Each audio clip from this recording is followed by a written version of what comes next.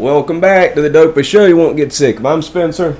This is Sasha. I spent most of my 20s in federal prison, but I've been off heroin since April 9, 2010. Got a lot of stories about the stupid stuff I did to get put in prison, the crazy stuff that happened while I was in prison, and God forbid you end up in prison. You'll have to make some of the same mistakes I made, so I got some crazy stuff to talk about today. DC, Mike, Wendy, turned out in prison, all that type of crazy stuff. Going to get to that in a minute. First, I want to thank Iron Price. Iron Price donated $10 twice. Thank you, buddy. I'm putting it down here. And Enos in the house, he donated $10.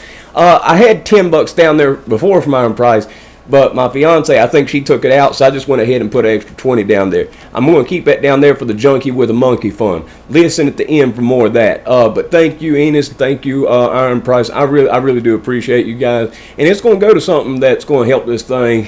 It's going to be cool. It'll be fun. So, anyway. This is kind of a continuation of another video that I did that's kind of taken off. It's been getting like 4,000 to 7,000 views a day, every day for like the last 3 weeks. Has a similar thumbnail, same title. Well, I'm probably going to title this something different, but it says Pimps in Prison in the thumbnail. And it's way down. It's like a 10th video, something like that. Way down the list. So if you go to videos, go all the way down, you'll find it. So, story was there was this guy who people call Wendy. Now, he identified as a guy, but people called him Wendy. It was people give nicknames, and, you know, some of his friends called him something else. I can't remember what his name was. I just knew what the nickname was. They're going to give you a mean nickname in prison if you, for a number of reasons. If you do one epic fail, they'll find a nickname to relate it to that epic fail, and that'll be, you know, just something stupid. I'm trying to think of it like that. The one inbred guy, they called him Nubby because he didn't have fingers. He had nubs. His dad and his mom were also his granddad and his sister, so he was born with nubs instead of fingers. Had thumbs and thumbnails, though. But anyway, that's not the point. So, that was the nickname again. I get off topic. Got ADD, OCD, all kinds of ABCs. We go down the rabbit hole in this. Now, I learned about this by going to education to print off mailing labels. See, you cannot just write your name on a letter and send it out. That's not how it works. You have to go on the computer in your building. They got 6 computers inside of the unit. This is at the medium security, so it's a triangular shaped pod, 150 people in it. And the computer can be used for email. There's an email system they have. You don't have internet access, but there is like a closed off email. MP3, you can buy MP3 player at commissaries, like an iTunes type setup, costs like $1, $1.50 a song. And then mailing labels. Mailing labels, you have to put it in on the computer, but you have to pick it up and print it out at education. So, the way the compound's set up makes absolutely 0 sense. It's a giant circle, okay? My building was here. I could walk to education in no time. But you're not allowed to walk through the middle of the sidewalks that go around this giant circle. You have to walk the perimeter. Somebody got poked up, bled out, something like that, and they made that rule. Made 0 sense. So basically, instead of just walking here real quick, I had to walk a 1/4 mile all the way around this giant circle to get to education. And when I got there, of course, there's a couple other people printing out mailing labels, so I get stuck there. You can only move from place to place, from your unit to education, from your unit to the rec yard, from your unit medical, wherever, 10 minutes on the hour. It's called controlled moves. So for 50 minutes, the compound's locked down. You're stuck at rec, you're stuck at education, you're stuck in your building, whatever. So I printed my mailing labels out, but I don't have any business in there. So something else to know. If you don't have a GED and you go to prison, they're going to make you get that GED. You have to go to GED classes. It's not a choice, okay? Yeah, they're going to take every privilege you got if you don't show it. You're going to go. Everybody goes that doesn't have it. And you're going to have to go for 10, however long it takes. They're going to make you get that GED. So, way education's set up, you go in there, regular stuff. They got computers at the back. See, I'm a 23-year-old kid new to prison. I don't know much about this stuff. I got to take a leak, you know. So, there's a hallway. On the left-hand side, there are classrooms that have big glass windows so you can see inside them. They're empty. That's where the GED class would be going on. And then around that corner, there's a hallway and a bathroom. So it's way secluded off in the back. And there's only like one person who works education. They keep their butt in the office near the mailing labels and stuff. So I walk back there, and there's this guy back there, and, you know, and he basically let me know, you need to roll on. I'm like, I can wait. I really got to go. He told me to fall back. So I was like, all right, I guess this ain't somewhere I'm supposed to be. I have to hold it. So a valuable lesson here is if you have to pee, you better hold it in education or you're going to see somebody's wee-wee. That's what's going to happen. You're going to see all kinds of stuff that you don't want to see. That didn't happen, thank God. But, so, I learned, from that. Because I asked somebody about it. I'm like, what's the deal there, man? I said, I had to hold it for like 30, 40 minutes. They're like, dude, they described him, and they're like, that's DC Mike. He said he's pimping out Wendy out there. And basically what happened was this guy groomed this person they called Wendy. This person they called Wendy had short hair. That wasn't his real name. His real name was something else, but everybody called him Wendy. Give all kinds of crazy nicknames. That's just how it is. So he'd grown his hair. He looked like Carrot Top. Skinny, young, white guy. Okay. And DC Mike would pimp him out. That's just what it was. That's just how it was. And there was like an attachment. You'd see him everywhere, but it wasn't like, just like a property type thing. It was almost like a relationship, I guess you'd say, an odd sort of thing. Now, Wendy ended up in the RDAP drug program. Okay. Now, basically what ended up happening was it's a weird situation because Wendy's getting, sold off to whoever for probably a few bucks, a few honey buns or something. But Wendy feels like a possessiveness over DC Mike. Like DC Mike gave somebody else attention. Wendy did not like that. So there's this other guy. They're both in the drug unit. The other guy was a fellow who was from Baltimore. He looked like Morpheus from Matrix with the gap in the tooth and everything, except for he wasn't stocky. He was just out of shape, had a round belly, skinny limb, but looked like Morpheus. And this dude, my buddy, Dickie was a fake Muslim. He was somebody who I used to sell dope to on the street. And whenever I got to prison, he looked like Abraham Lincoln. He looked like Islam Makhachev, the UFC fighter, except for Dickie couldn't fight. But anyway, Dickie's like, yeah, he's got that Vizzle. And talking about the one dude looked like, I'm going to call him Morpheus. He said it. And I'm like, what are you talking about? He's got that Vizzle. And I'm like, what's that? He said he's got HIV. So he's got HIV, but he's still doing it. It's a known fact.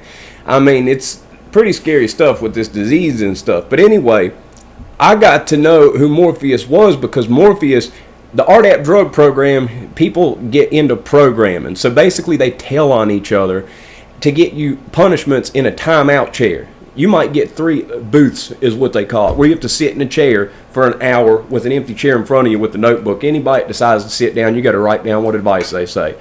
He was what you called a gunner. He was super programmer, telling on everybody. And you saw that a lot by people that were picked on and stuff like that. When they got in that RDAP drug program, they'd tell on everybody.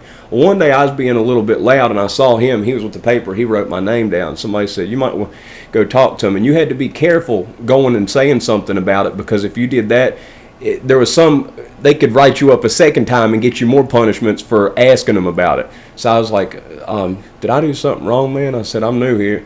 He says, well, you're being loud. And he says, I'll let this off, but don't do it again. And there was a secret that I did in the unit for all the people that were gunners that told on, because I hated those timeout chairs. They had 4 inmates that had graduated the program, that ran the program. 1 white, 1 black, 1 Spanish. The 4th could be a Puerto Rican or a Native American or something. That's how they kept racial balances. They got paid by the BOP to run the program. They'd already graduated. It was supposed to be for the inmates, run by the inmates. It was not. Staff ran that. But anyway, they called them senior peers. I paid one of them off, gave him my Wellbutrin. I didn't even know that was a thing, but apparently people abuse that. And by doing that, I kept myself out of the timeout chairs. I stayed quiet as a mouse in that unit because I hated sitting in that timeout chair. Being grown and sitting in timeout for an hour, that's stupid, and I hated that. But another trick I had was I made the best cheesecake. The reason I made the best cheesecake was because I made it to eat. I didn't make it to sell, didn't make it to make money. I made it to enjoy it. People didn't even put cream cheese inside of these cheesecakes. Well, I put about 20 to 30 packs of cream cheese, equivalent of a whole thing of it. They sold them by the pack, like these little squeeze packs cost like 50 cents a piece. It cost me 20 bucks to make like a giant one. And I'd cut slices of it off. I'd do this every 3 weeks or so. And I'd give a piece of cheesecake to all these people that were gunners. And I'm like, okay, remember that. And that way they wouldn't tell on me. Well, Morpheus was one of the people, him. And then there's this little guy. The one guy I talked about got shanked in the face at the comedy show. He was one of them. But I give these people a cheesecake, and it's kind of an ironic thing because they knew, well, shoot, better be good. He made some good cheesecake. But anyway, it was a side tangent. I go off down the rabbit hole sometimes. But anyway, in this story, Wendy was given Wendy's in the drug unit, in the RDAP drug unit. See, you have to get up and you have to be in your chair by it's like 8 o'clock. But like early in the morning before everybody woke up, see, I talked about the camera can't catch the TV room. Well, they'd turn light off in the TV room. And 2 guys would go in there with Wendy. One would look out the window as a lookout. The other one would be getting a Wendy from Wendy. Then the second one, and this got found out, exposed. But before that happened, because Wendy got kicked out of the drug unit when that happened, but before that happened, Wendy and Morpheus were having issues because Morpheus was all around DC Mike, and they had all kinds of little spats. And it was funny because it wasn't like, what are you going to do? It was like, you're messing everything. Why are you doing this? And it was not typical prison behavior, okay? Like it's something that's kind of laughed at. So Wendy got kicked out, and there's growing tension between them. Okay, you just know that something's going to happen. And they had spats. They had these different little spats where they'd get in these arguments and these blows, but nothing would happen. And what ended up happening was Morpheus was a good bit bigger than Wendy, okay? Was not in shape, but was substantially bigger, okay? So it ended up getting to the point where Morpheus was almost doing it, like hanging around DC Mike more, almost seemed like to pick on Wendy, just to give Wendy a hard time. And then when Wendy come up and blow up and get mad and act like Wendy's going to fight Morpheus, Morpheus would just laugh. And the more Morpheus laughed, the more Wendy got mad about it. Like really, like you could see that's probably every waking thought. And it's an ironic concept because think about it. DC Mike is selling Wendy off for honey buns, and Wendy's willing to do it. And they have these like immaculate feasts and stuff. They'd go eat out on the yard. They had a place they called Peter Beach out there. I'm telling you, this place was like the Twilight Zone. But they enjoy the the money that Wendy made. But anyway, it was like the concept I'm saying is DC Mike basically owned Wendy's property, was making money off Wendy. Wendy's getting passed around willingly and all that. But Wendy had a problem with DC Mike giving other people attention. It's like Stockholm Syndrome. You know what I mean? Like when you identify with your captors, that type of thing. And you saw that happen with a number of people. I mean, you really did. And it's kind of funny because I talked about rule number 3, don't mess with punks. Don't talk to them, none of that. People are weird about that. People are weird, like crazy about that. So there were a number of times where the person who seemed like the weak person that got the big strong person and take care of them, okay, it ended up being the weak person that did something violent because the strong person was giving somebody else attention. It's a weird concept because you guess it would be the opposite, and the opposite did happen. I told about the one story with the big dude. I won't give that away, but anyway. So this was something heated. It was something that was building up. In prison, they have sports, little sports leagues like that are the rec officers like sponsor and all that. Like they go out there and referee and everything else. They had soccer. They had football. People get their teeth knocked out in football. I mean, it was like flag football, but people would get their teeth knocked out. They sold mouthpieces on the commissary. I bought a mouthpiece, for fighting. If I got in a fight, I had my mouthpiece, which I wore a few times, but didn't play football. It seemed like a dumb idea. People were getting their teeth knocked out all the time playing football out there, but they also had softball. Softball was a thing. And they also had this group of people. It's like a traveling Christian group. I go down the rabbit hole. I'm sorry if you're new to this, but this is what I do. But there was this traveling group of people that were softball players, and it was just a few of them. I can't remember how many it was. It was like, I don't know. It's like, I think there were only like 4 of them, maybe 4 or 5 of them. And these 4 or 5 people would play against your whole team. Like you'd have your whole team out in the field and all that. And these 4 people would absolutely maul everybody in softball. Like it was like a traveling Christian group that goes prison to prison, whooping inmates in softball. Like that was their thing, as what they do. Pretty wild stuff. But that's not the case in this case. This was just a regular softball league. So Morpheus playing softball, and they've got the bats up front and everything else. Well, you see Wendy pacing around. They'd had some type of spat before this. Before this happened, they'd had some type of spat. Okay? And like a blow up, yelling at each other. Morpheus laughed at Wendy, and then Wendy just pacing back and forth. At which point, you always watch if somebody's walking on the yard. Something I started noticing is you watch if they tie their shoe. If they tie their shoe, a lot of times it's because they went to go retrieve a shank out of the ground. I found a little loop sticking out of the ground one time, like a little fabric loop. I pulled it up. I was like, oh, pushed it back down. It was basically a shank tied to a little loop. So that little loop, they put their finger in, pull it up. So I'm watching, so I'm wondering what's going to happen. I'm wondering, this looks like it's coming to a point right now. Like it had been brewing for a minute. And Morpheus just like laughed it off, whatever, went back, sat down. Wendy went up and got a bat, one of those softball bats, went up behind Morpheus, crack, crack, crack, crack, cracked him bad in the head. He's down, cracking him. The rec officers, even a couple inmates, pulled Wendy off, which is an unusual thing because you're not supposed to get involved in stuff, but I guess it was just reaction. They pulled Wendy off, and Wendy ended up going to the hole. Morpheus ended up going to the hospital. Morpheus was messed up. Morpheus ended up back in the RDAP drug program because he was in the same unit that I was in, because he was in the RDAP drug program. He was gone for like, I don't know, like a week or so. And when he came back, like, he didn't seem like he was all right. Like, like he was all a couple chicken nuggets short of a Happy Meal. Like he might have had some damage. And Wendy, who knows where Wendy went? Wendy might have, it's hard to tell. Somewhere probably way worse, way more serious, because see, Chomos make up a good population in Petersburg. And even though that's a weird concept of how this whole thing went down too.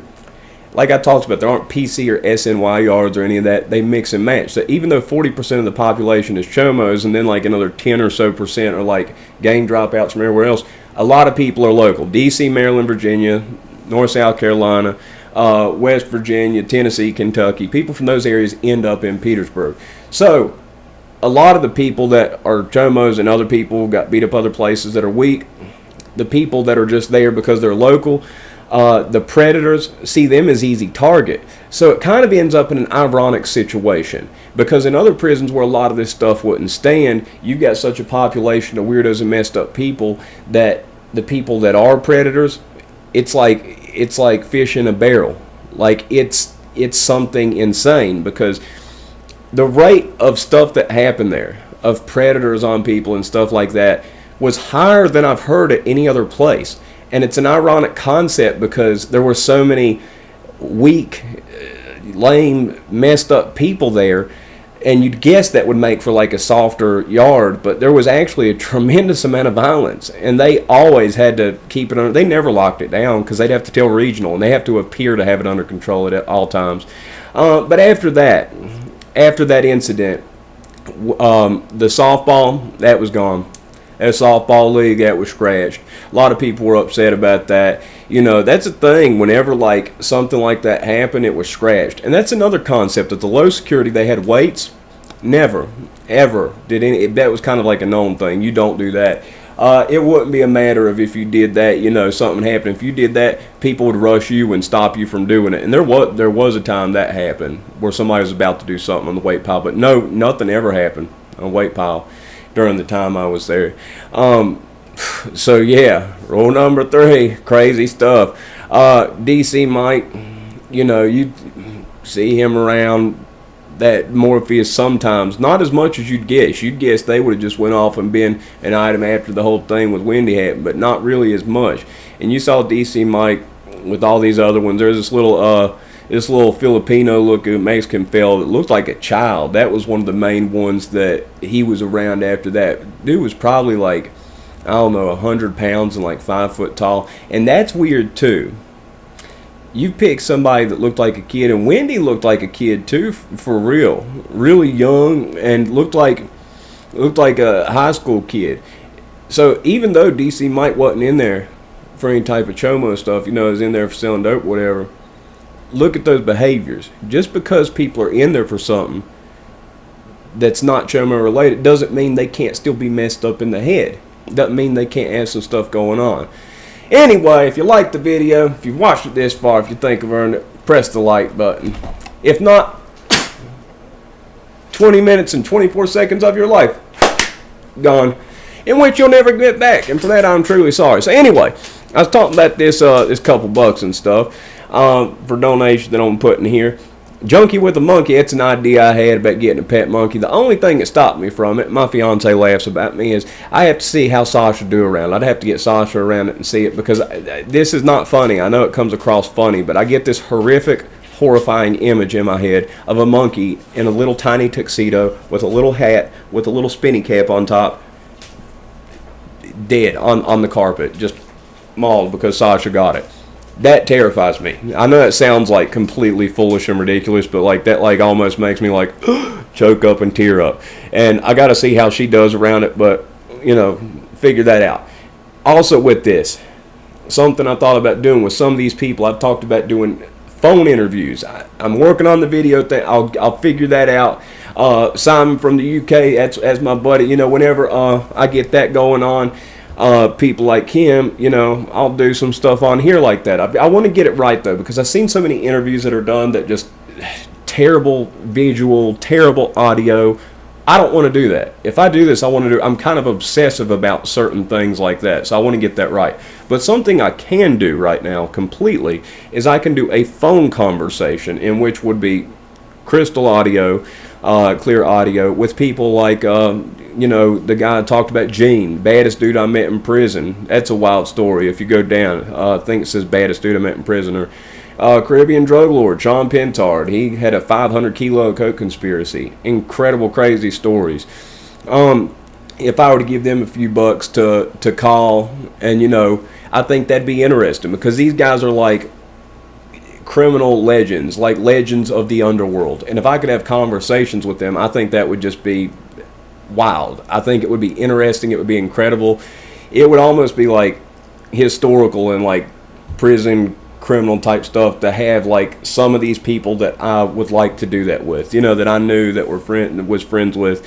I think that'd be something really cool. Let me know what y'all think about that. If I give them a few bucks each time for 15-minute phone calls, as much as they will allow in prison. You only get 300 minutes a month in the federal system, and you have to pay for those minutes too. It costs anywhere from $1.50 up to $10 per 15-minute phone call, and so it would burn 15 minutes of their 300 up from a month, which they'd be sacrificing to talk to me rather than a family member. So I'd like to help them out, too, a little bit too. If they're good enough to do it, I'd like to give them, like 50 or 100 bucks, something like that. But I think it'd be worth it. I think it'd be cool. I think it'd be something that'd be very interesting. These guys just have some really wild stories, and they're just very interesting people. Like, I could talk to them about just opinions on different things, and you'd be blown away at these people. Like, they are literal geniuses, in my opinion. Anyway, if you liked it, it's just an idea. Thank you again to Enos. Thank you again to Iron Price. Thank you so much. And the money is down here. Check me on any time you want. Ask me. It'll be here. I'll pull it back out. That way I'm not full of it. I don't think you guys think that of me anyway. I'm pretty obsessive about my word with things. But if you liked the video, watched it, especially this far, I'd appreciate it if you press the like button. So y'all have a good one.